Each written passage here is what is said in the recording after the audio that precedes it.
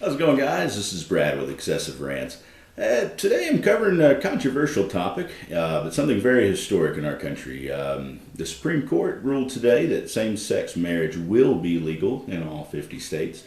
This is a great thing for people that are in a same sex relationship and would like to get married. It does take the pressure off hiding it, so on and so forth for these people. And plus, they have the right to be miserable just like all us other married people. I jest. But anyway, there are a few caveats, though, that I would like to discuss pertaining to same sex marriage. First, this means that the Supreme Court has the power to define marriage. That is dangerous. That's a dangerous premise. And it does step on the toes of some religious liberties. With the legalization of same sex marriage, this could create a bit of a problem with some of the churches.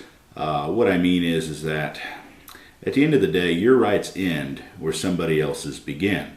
And what I mean by that is if somebody wants to get married in a church that's a same-sex couple, the church should have every right to decline. And what I mean is that, let's just take a Christian, for instance. By nature, a Christian does not accept homosexual relations or marriages in their doctrine. Because of that, I don't think same-sex marriage should be allowed to occur in churches if a church does not want to participate. If they do, hey, whatever they want to do. If they want to be religiously and whatever inconsistent in their church, that's fine. I don't care because it's not anything I have anything to do with. But if they want to do that, more power to them for being open-minded and good people.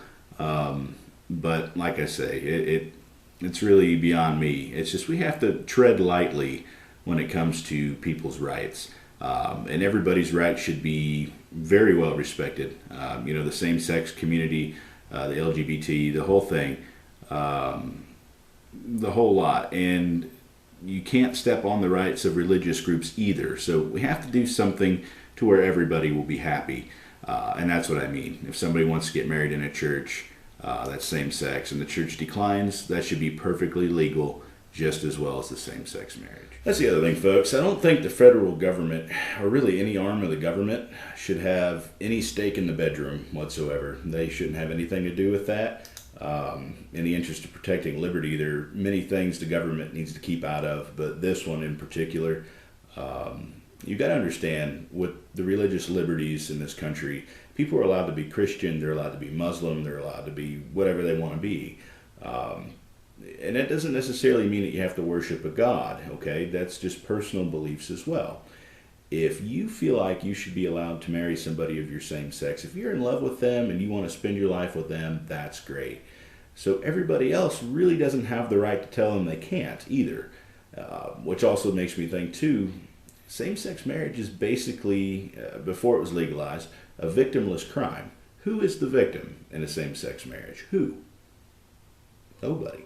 Nobody's the victim. You get people that are upset about it because they don't believe it the way that they do. But that should be a lesson to a lot of us to be more accepting and more tolerant of other people. We may not agree with it. We may not do it in our personal lives, but we should love them nevertheless. And we should treat them exactly how we treat ourselves and our friends and our spouses. There's just no reason not to. Otherwise, you just look like a xenophobic, closed-minded idiot. I hate to be that way, but it's come to a time, folks, we need to open up our minds. And like I say, it's really hard on the gut instinct, to not be afraid or not be upset about something we don't agree with or don't like. But at the end of the day, people, these are humans too. They are our brothers and sisters, and we should care about them anyway. Also, folks, there's another point I want you to consider.